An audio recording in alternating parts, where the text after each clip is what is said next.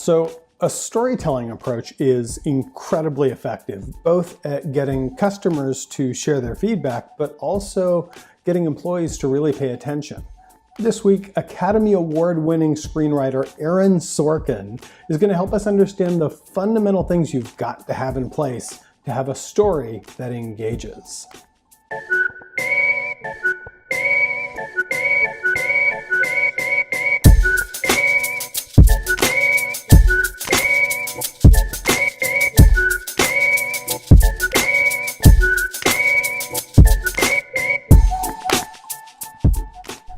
Hey everyone, this is Max Israel, CEO of Customerville, and welcome back to 40 Billion Reasons.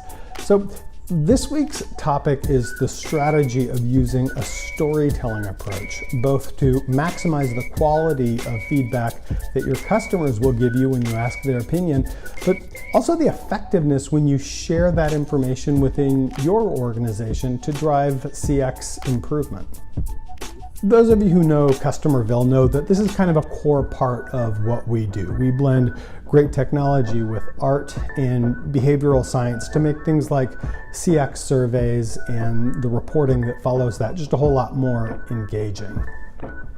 But today I'm going to want you to look beyond the technology and the design and all that stuff, and we're just going to focus on what makes a story work. Because if you don't understand the fundamentals of what makes a story work, then all the technology and design in the world won't help you. Before we do that though, let's start with like a fundamental question, which is this: why is storytelling so effective as a means to get people to share information with you, and then for you to share that information with other people? Why is that? And the answer, of course, is that for most of the 2 million years that our brains have been evolving, you couldn't write anything down. Storytelling was the way that humans both sought out information, but also passed it on down the line through our oral histories. And as this guy would point out to you, that placed enormous evolutionary pressure on our brains to specialize in storytelling. That's why we're so good at it, and frankly, that's why we need it. Just to give you some context into why we're so biased to be storytellers, let's imagine our entire evolutionary history to be one day, a 24-hour clock, right? We would have gone through the entire first 12 hours of the day, and then all the way around the second 12 hours, and we would have gotten to about 24 seconds to midnight, relying exclusively on the power of storytelling to communicate information.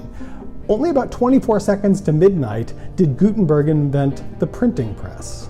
Global literacy didn't even get to 10% until 9 seconds to midnight, and global literacy didn't even get to 50% until the year I was born, which would have been about 2 seconds to midnight. So for 99.995% of our evolutionary history, storytelling was where it's at. I recently took Academy Award-winning screenwriter Aaron Sorkin's masterclass, and I really had a good time. Aaron is awesome, and he just does a great job of explaining the fundamentals of storytelling in ways that we at Customerville use every day. Aaron says that for any story at all to work, he's got to have two things: intention and obstacle. If you've ever seen a story or a movie or anything like that that just kind of didn't work, that just fizzled, it's probably because it lacked one of those two things. By the way, Aaron wouldn't mind my stealing this from him because he'd be the first one to admit that he kind of stole it from Aristotle. Okay, so what are intention and obstacle in a story? Well, intention is what our protagonist really wants to do. She can want to win the race, he can want to win the girl, they can want to get to New York City, whatever it is, it's got to be significant and they got to really, really want it. That's where obstacle comes in. What is obstacle? Well, the obstacle is the thing that makes it hard. Once you've got intention, you've kind of got a story. Once you've got obstacle added into that, now you've got a story that will hook people and keep them engaged. Let's take a look at a Hollywood example of intention and obstacle, and then I'm going to layer on top of that some CX business examples so you can see it all come together. Let's look at the movie Titanic. Anybody remember that? It is a mega hit, one of the top 3 grossing films of all time, with over $3 billion in global box office receipts. It's a mega hit, right? What was the story about? Was the story about a great big ship? No. Was it about the fact that the ship sank? No, it wasn't about that either. If they had made the movie about those things, it might have had like some cool special effects, but it wouldn't have been a very good story, would it? No, the story was about these people, about Rose and Jack.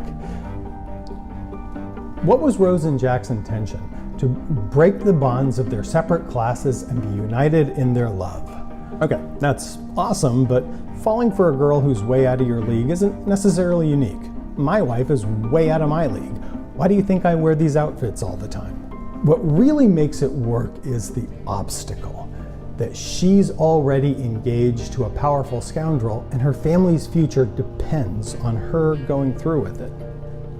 Now we got a story.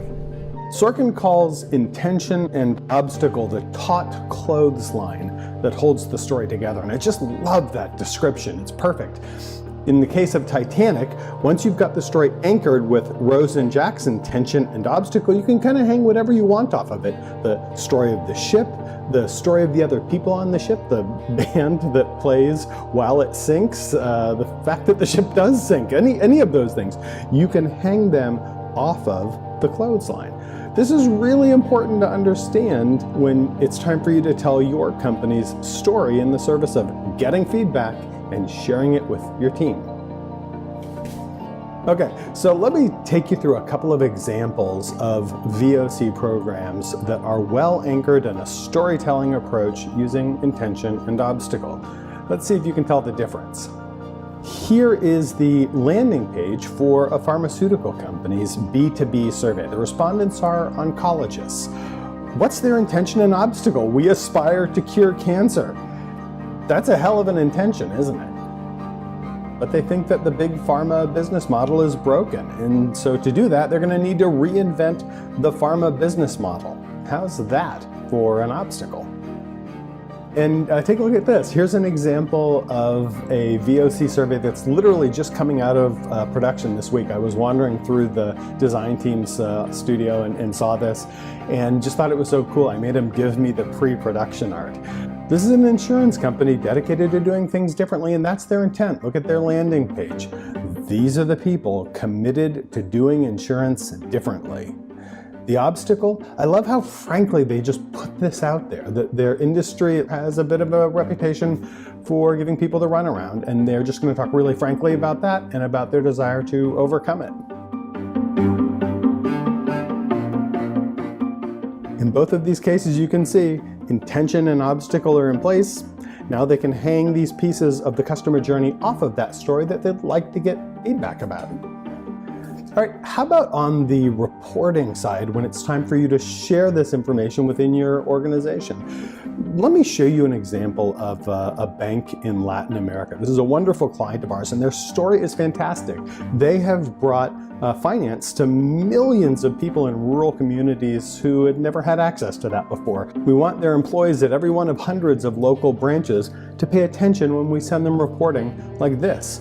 It's got KPIs, metrics, but if we just leave it at that, they'll start tuning out after about the third week we send it to them. We've got to win their hearts first, and look at how effectively the storytelling approach does that. Using text and photo recognition technology, we can curate positive stories from our surveys that map directly to the employees of this branch. More importantly, it maps to the company's story, their mission. Think about how it feels to the employees of every branch to get stories like this about them, framed in the context of their company's mission and showing their role in it. That's how you get their hearts in the game, and you've got to get their hearts in the game first before you try to get their heads in the game. All right, guys, we'll see you next week when we start a two-part series on using customer-submitted photos in CX feedback. People will take 1 trillion photos this year. You need to be attracting them and curating them to add horsepower to your VOC program. We'll show you how to do that. Talk to you next week, guys. Take care.